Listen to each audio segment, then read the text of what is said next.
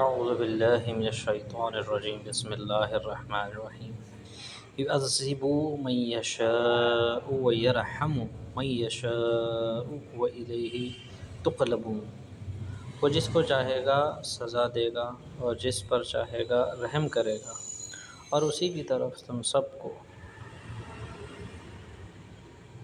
پلٹا کر لے جایا جائے گا۔ وما انتم بمعجزین فی الارض ولا فی السماء وما لکم من دون اللہ من ولی ولا نصیر۔ اور تم نہ زمین میں اللہ کو عاجز کر سکتے ہو اور نہ آسمان میں، اور اللہ کے سوا تمہارا نہ کوئی رکھوالا ہے اور نہ کوئی مددگار۔ یعنی اور تم نہ زمین میں اللہ کو عاجز کر سکتے ہو، اللہ کوئی چیز سے کسی چیز سے انسان عاجز نہیں کر سکتا، اور آسمان میں بھی نہیں کر سکتا، نہ زمین میں کر سکتا، اور اللہ کے سوا تمہارا نہ کوئی رکھوالا ہے، اور اللہ کے سوا کوئی رکھوالا نہیں ہے، تو صرف اور صرف اللہ کی عبادت کرنا اور اللہ ہی سے مدد مانگنا، اور نہ کوئی مددگار ہے۔ والذین کفروا بآیات اللہ ولقائہ اولئک یئیسوا من رحمتی واولئک لہم عذاب علیم۔ اور جن لوگوں نے اللہ کے آیتوں کا اور اس کے جا ملنے کا انکار کیا، وہ میرے رحمت سے مایوس ہو چکے ہیں اور ان کے لیے دکھ دینے والا عذاب ہے۔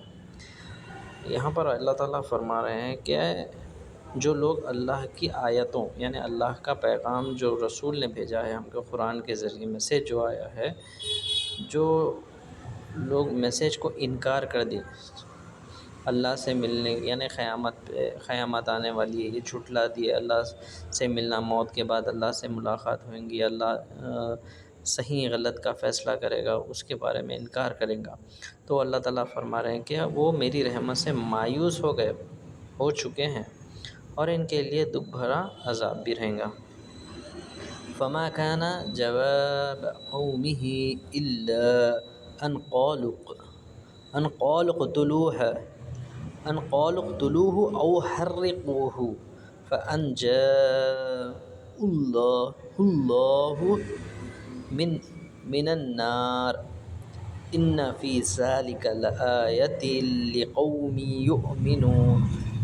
غرض ابراہیم کی قوم کا جواب اس کے سوا کچھ نہیں تھا کہ انہوں نے کہا قتل کر ڈالو اس کو یا جلا ڈالو۔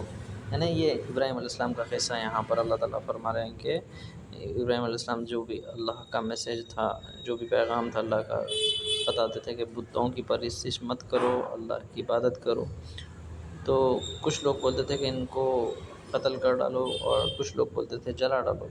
پھر اللہ نے ابراہیم کو آگ سے بچایا۔ پھر اللہ تعالیٰ جب وہاں کے لوگ ابراہیم نمرود جو آگ میں ڈال دیا تھا ابراہیم علیہ السلام کو، تو اللہ تعالیٰ نے ابراہیم علیہ السلام کو آگ سے بچایا۔ یقیناً اس واقعے میں ان لوگوں کے لیے بڑے عبرتیں ہیں جو ایمان لاتے ہیں۔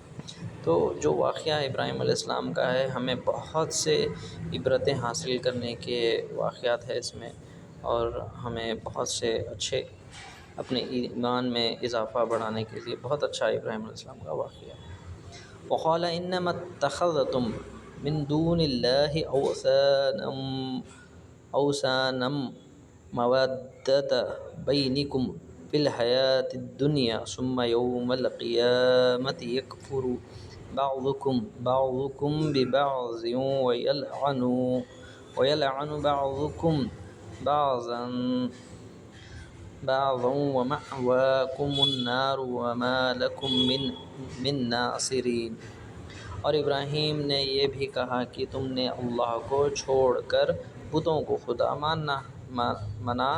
مانا ہوا ہے، جس کے ذریعے دنیا زندگی میں تمہارے آپس کی دوستی قائم ہے، پھر قیامت کے دن تم ایک دوسرے کا انکار کرو گے اور ایک دوسرے پر لعنت بھیجو گے، اور تمہارا ٹھکانہ دوزخ ہوگا۔ اور تمہیں کسی بھی طرح کے مددگار میسر نہیں ہوگی۔ یعنی ابراہیم علیہ السلام جو اللہ کا پیغام دیتے تھے، لوگوں کو بولتے تھے کہ بتوں کی پرستی چھوڑ دو اور اللہ کی طرف آ جاؤ، خدا کو مانو، تو وہ جو بتوں کی پرستی کرتے تھے آپس میں جو دوست بن کے جو ابراہیم علیہ السلام کو تکلیفیں دیتے تھے، وہ دنیا میں ہی ہے ان لوگوں کا۔ جب قیامت آ جائیں گی، جب انسان مر جائے گا، اللہ کے سامنے آئیں گا، تب وہ ایک دوسرے کو لعنت دیں گے کہ ہم لوگ کیا غلط کر دیے تھے، کیسا غلط کر دیے تھے ابراہیم علیہ السلام کے باتوں کو نہیں مان کر۔ فآمن له لوط وقال انی مہاجر الی ربی انہ هو العزیز الحکیم۔ پھر لوط ان پر ایمان لائے اور ابراہیم نے کہا کہ میں اپنے پروردگار کی طرف ہجرت کر کے جا رہا ہوں، وہی ہے جس کا اقتدار بھی کمال ہے، حکمت بھی کمال ہے۔ پھر لوط علیہ السلام ابراہیم علیہ السلام پر ایمان لائے اور اللہ تعالیٰ کو بہت سے معجزے دکھایا ابراہیم علیہ السلام کو ان کی لائف میں۔ پھر اس کے بعد لوط علیہ السلام ابراہیم علیہ السلام کی بات مان کے ایمان لے کر آ جاتے ہیں۔ پھر لوط علیہ السلام کے بھی بہت سے قصے ہیں، آگے آنے والے آیتوں میں انشاءاللہ۔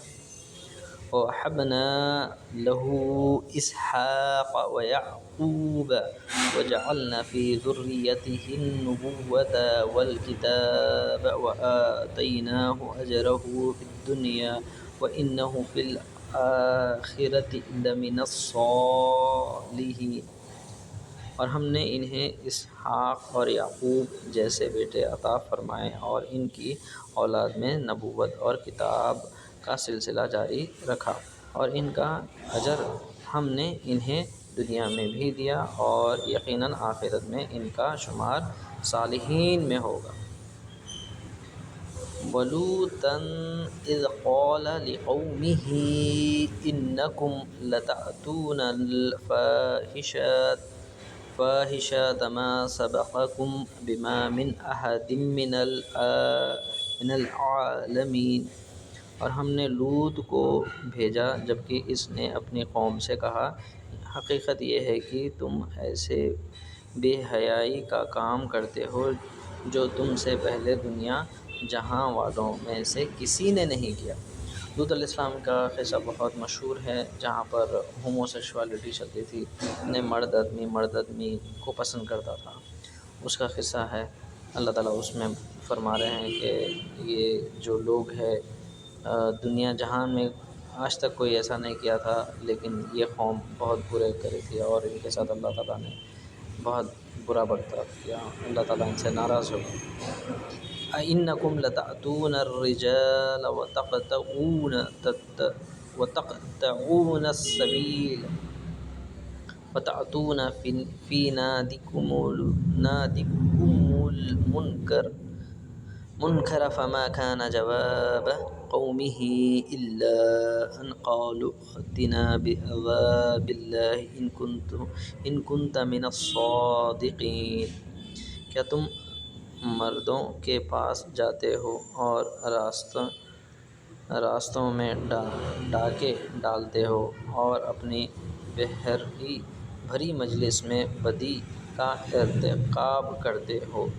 پھر ان کی قوم کے لوگوں کے پاس اس کے سوا کوئی جواب نہیں تھا کہ انہوں نے کہا، لے آؤ ہم پر اللہ کا عذاب اگر تم سچے ہو۔